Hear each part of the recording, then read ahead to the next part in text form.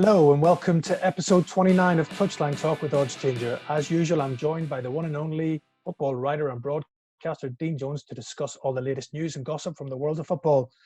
Premier League season's now over, Dean. Just the Champions League and the Europa League to be finished now, but all eyes not just on the Euros, but also the transfer window coming up. And there's only going to be one name that's seemingly dominating that transfer window this summer, and that's the future of Harry Kane. What's your latest take on Harry Kane's future at Tottenham, and will he be moving on?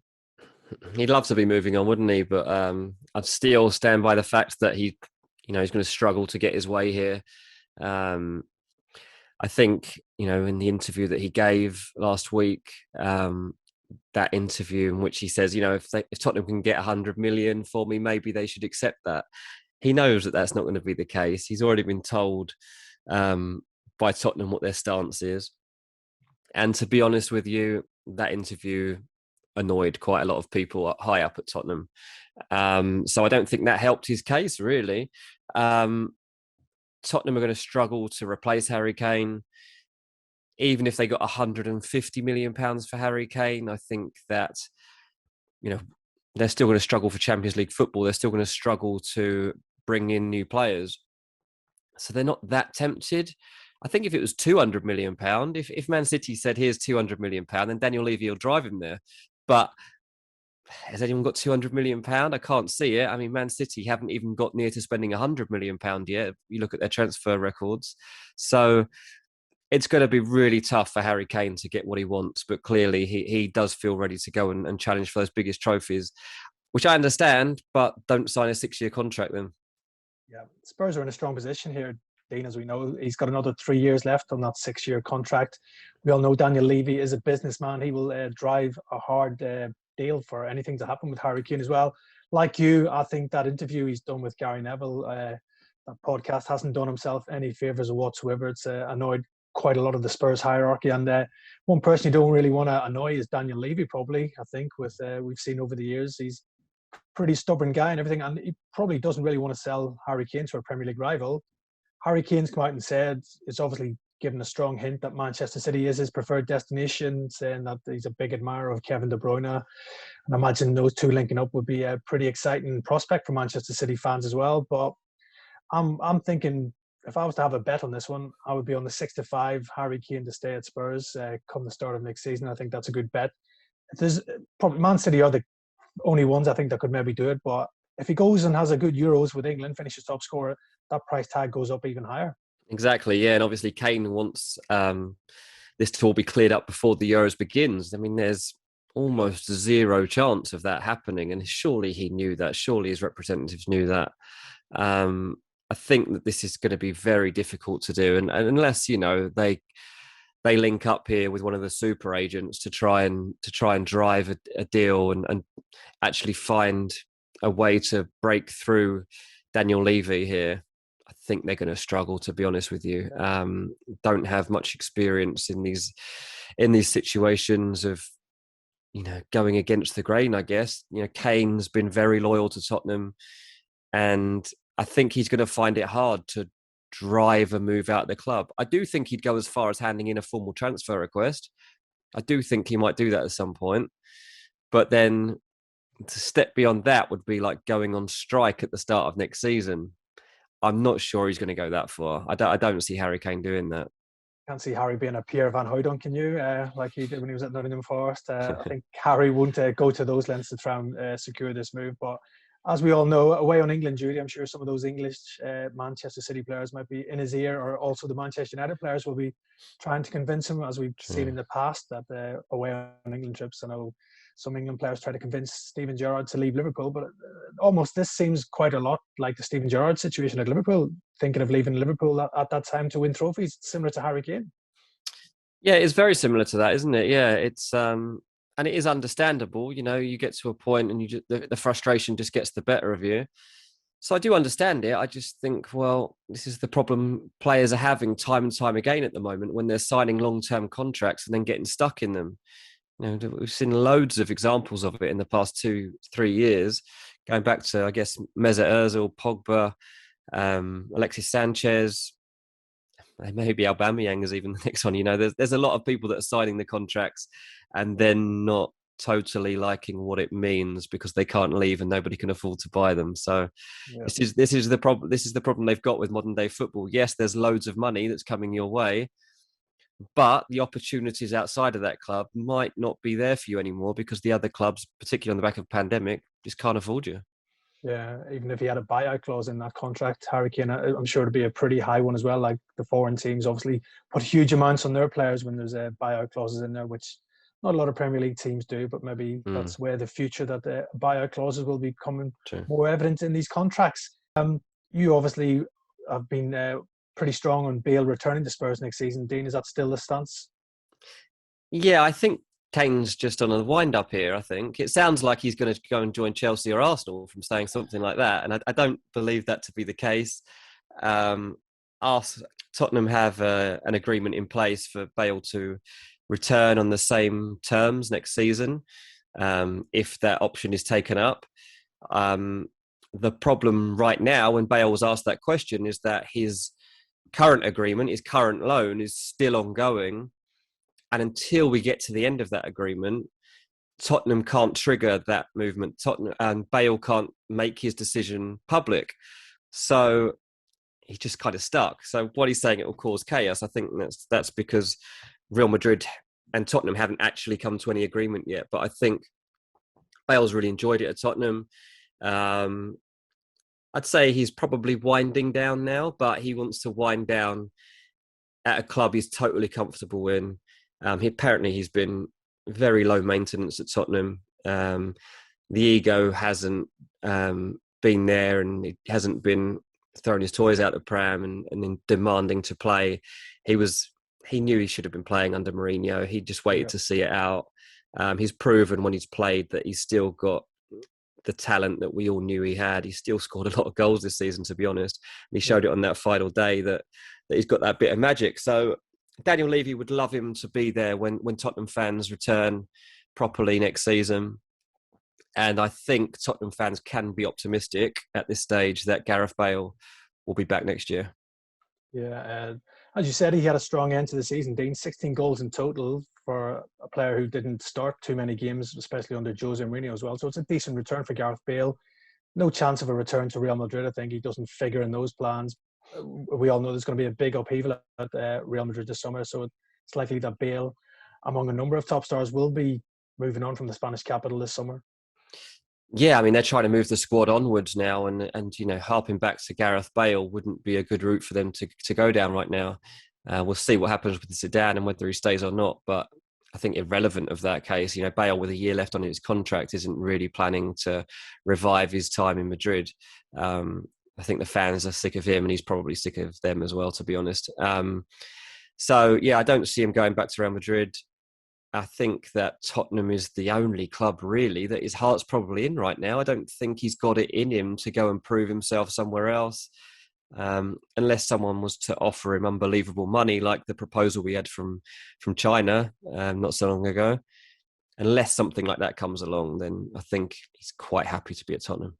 Yeah, he's happy to be at Tottenham, see out that final year there and play in front of those fans next season. And then maybe even then he could hang up the boots if he wanted to. He's won everything that he wanted to win with Real Madrid, 3 Champions Leagues or more, I think. And he's done everything that he's probably wanted in his career. So you can't begrudge Gareth Bale any decision that he does make on his future, because he's been playing football for a long time, since he was young at Southampton as well. And it's been a really illustrious career that he's had as well. But I think, like you, I think we'll probably see him back at Spurs for next season. One player who we won't see in the Premier League next season is Georginio Wijnaldum. Liverpool confirmed the Dutchman will leave Anfield at the end of his contract next month after 5 years at the club. Was a great servant for Jurgen Klopp during his time at the club following his arrival from Newcastle. And I think it's well known now that Klopp's not too happy that Wijnaldum's been allowed to leave Dean on a free transfer. Still shake your head at this one, I think, for most Liverpool fans, to see why the club have let him run down his contract and let him move on, because he was probably their most trusted player this season. He was fit for every game. He captained the team on numerous occasions in the absence of Jordan Henderson and James Milner. So this just doesn't add up at all, this move for Georginio Wijnaldum. It doesn't really, no, and it does surprise me that that they are letting him go. I think that Jurgen Klopp feels that he needs him. I think that at a time in a season when we've seen Wijnaldum hold the place together, really, even when everything was falling apart, he was one constant, and it was helpful to have him there to hold things together and help them revive everything and get back into the Champions League. The player wanted to stay. Klopp wanted him to stay, yet he's going, and that just explains again that there is got to be some sort of friction between Klopp and the board here. Saw when he didn't get Timo Werner, Klopp didn't really make too much fuss out of it, but I'm told anyway that personally he didn't like that decision. He was a bit annoyed about it that he was allowed to go and join Chelsea because he thought he had him in the bag. Struggled even to get Thiago into the club when it wasn't even that much money. Yeah, and there have been various other instances as well. Look at the centre backs and stuff like that, how difficult it's been to just sort out situations. So I'm surprised he's leaving, yeah, but it'll be a very good signing for Barcelona and kind of really fits their plan right now for just recruiting free agents, basically. They've got Aguero, they get Wijnaldum, there'll be Memphis Depay coming in as well. And Eric Garcia, another one. Eric Garcia from Man City. So there's 4 good players coming into that squad for next season. It's obviously not the usual style of recruitment that you're seeing from Barcelona, but they do have some good young players that have broken through this season or are breaking through. They still have Messi. They got Frankie de Jong and Busquets, and that core still there. I think bringing in these guys, they just hope can close that gap a little bit next season and kind of take them back to the level that they've fallen from really over the past year or so. Yeah, good signings on free transfers. You think those 4 players, all good, experienced internationals as well. I think Liverpool's loss will be Barcelona's gain, probably seeing Wijnaldum in a Barcelona shirt next season instead of a Liverpool shirt. So Liverpool, do you think they'll be looking to replace Wijnaldum in midfield, or is Curtis Jones maybe going to be given more of a promotion into the starting 11? It doesn't make any sense that you would let Wijnaldum leave and then go and sign somebody, because you could save yourself a lot of money by just giving Wijnaldum the length of contract he wants. He wasn't demanding money here. He just wanted more than a 1-year contract. I think he's going to sign till 2024 at Barcelona. It's only a 3-year deal. Clubs just seem to have a panic attack once a player gets into their 30s, and they think that they're just going to collapse or something and that their knees are going to give out. But I don't really see any signs of that in Georginio Wijnaldum. So I'm not sure why they were so concerned. And if you were to actually go into the transfer market now and sign a like-for-like replacement for Georginio Wijnaldum, what do you think you're doing? I'm it's not going to get. You're not going to get anyone for £30 less million plus, isn't it? At least. Yeah, at least that. Yeah, if you look at what Emiliano Buendía is being valued at Norwich of 40 million upwards, then I'm not saying they're the same kind of player, but if that's what his value is, then you're looking at a £50 million at least to find the same kind of player. So I can only presume that Curtis Jones is going to get the chance in pre-season and the start of next season to kind of make the shirt his own. Yeah, Jurgen Klopp will be hoping he will get backing from the Liverpool board this summer to sort of make a few changes to his squad after a disappointing title defence. And without Wijnaldum, he's got big shoes to fill there in Liverpool's midfield. You mentioned him there, Dean. A player who's set to be in huge demand this summer is Emiliano Buendía at Norwich. Lots of talk now saying that Arsenal and Aston Villa are battling out for the Argentine signature this summer.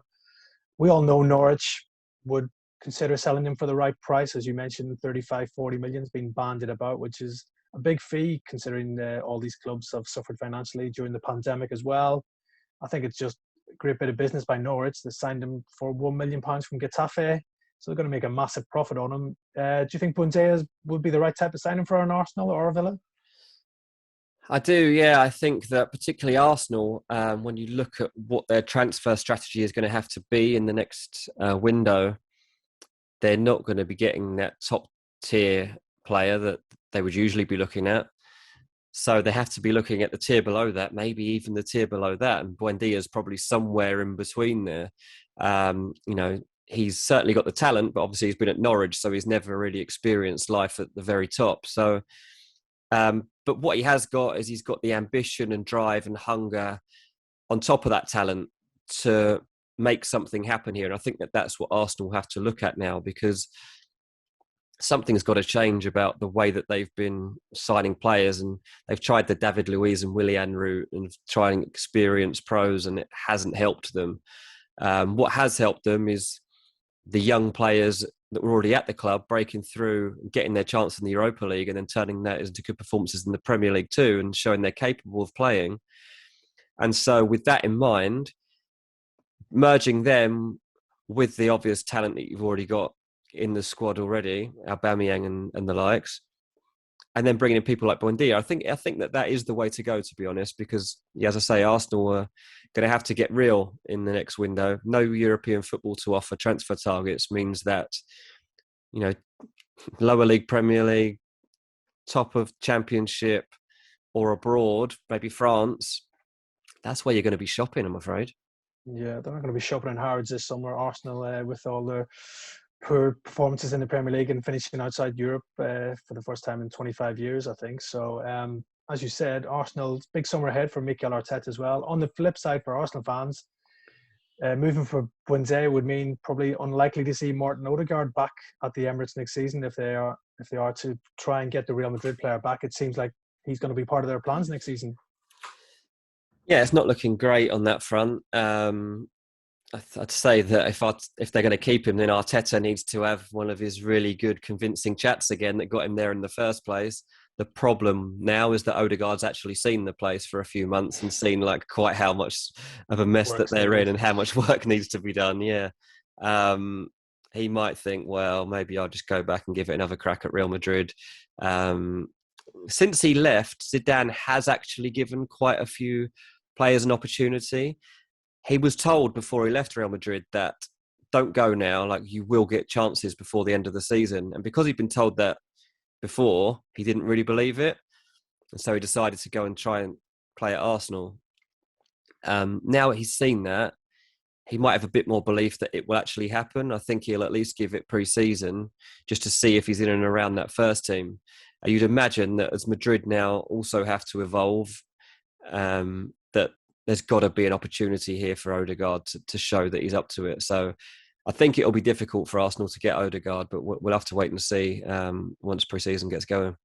Yeah, they might lose Odegaard, but it seems their number one target to add a bit of creativity to their midfield is Emiliano Buendía, who, as I said, was named Championship Player of the Year after an outstanding season for Norwich. And the good news for the teams interested in Buendía is that Norwich are open to his departure this summer as long as their price tag is met. So, yeah, it's going to be an interesting transfer to keep an eye on during the summer, that the future of Buendía.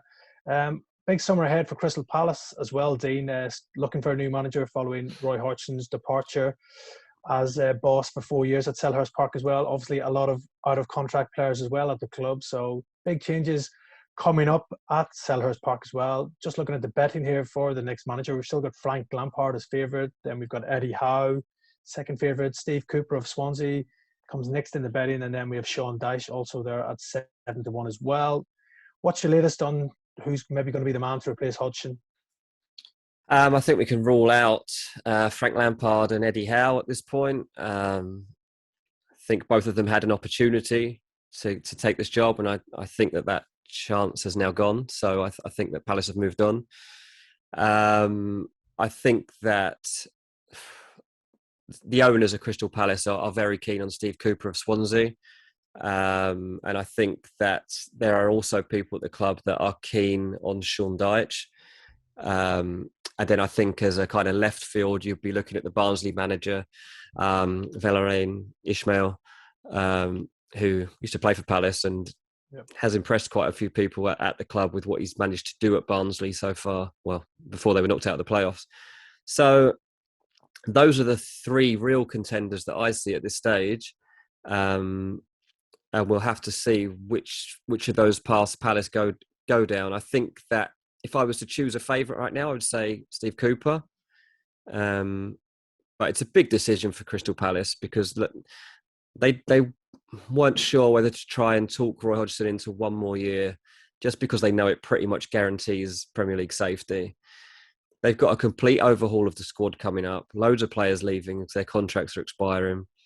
Eze just picked up a serious injury. Zaha will try and get out of the club again, I'm sure. And there's a lot of work to be done there. It's a risky job, to be honest, for somebody like Sean Dyche. But apparently Sean Dyche is keen to kind of take that step away from Burnley now, if the offer is there. Yeah, as I said, Crystal Palace, real big decision to make on this one. Sean Dyche, I think for me, probably would be the safer pair of hands rather than a Steve Cooper, who's never managed in the Premier League before, but has obviously done a great job with Swansea, attractive style of football. He's the younger sort of vision that Palace are looking to go down as well. So he fits the bill in that respect as well. But from what I'm hearing, there could be a decent budget for the next Palace manager as well, because obviously a lot of these out-of-contract players were big earners, the likes of Benteke, Mamadou Sakho, Patrick Van Aanholt, all seemingly set to leave Selhurst Park as well. So in that respect, it's quite an attractive job as well. And if you go there and get a decent budget to maybe improve that squad. But as you mentioned, Dean, 12 players, I think, out of contract. So a lot of players are going to be coming and going, I think. It's interesting, yeah, because look, Roy Hodgson has not had a lot of investment in his time at the club. And it was a big frustration that from his time finishing at Crystal Palace compared to the start, the team wasn't even that different a lot of the time in that final season. You're still getting like 8 of the team that they'd started off with in the first place. So they haven't invested that much. And now that I guess we've reached the end of that era of players, really, all the wages will be opened up again. And it'll just, I guess, be a case of how much they'll be willing to spend on fees. But the fact that even the wage bills opened up will be helpful to the next manager. So that does definitely make it enticing, I'm sure. Difficult again, though, because you've got to then gel a group of players together and hit the ground running, because you can't afford to lose pace early on. And as a new manager, you won't get given much time if things don't go well. So a really difficult time, I think, ahead for Palace, and they've got to get this period of transition right. And we'll just see, like, it's not just about the manager here, it's about the backroom team that he brings around him, and whether Palace look to have some roots ingrained in the club here and some people that already know how the club's being run, because to have a complete fresh start in terms of playing staff and management, it seems very risky.